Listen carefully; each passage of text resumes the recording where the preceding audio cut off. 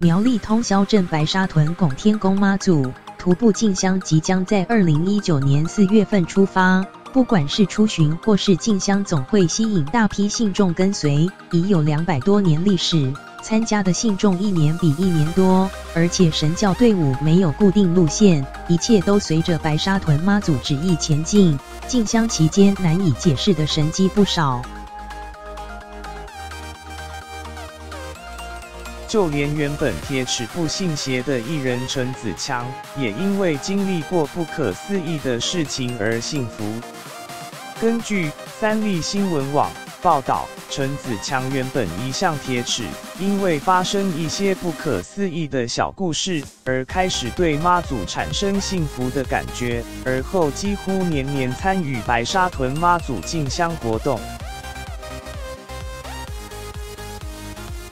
陈子强曾提到，过去他争取到8点档天上圣母妈祖的演出机会，但当时角色一直没被定案。后来他跟着白沙屯妈祖进香后，就立刻接到电话，但仍不确定是要演出千里眼还是顺风耳。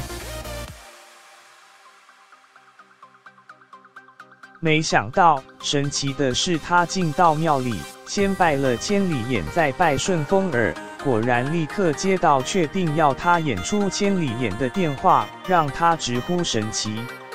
而神机不止一桩，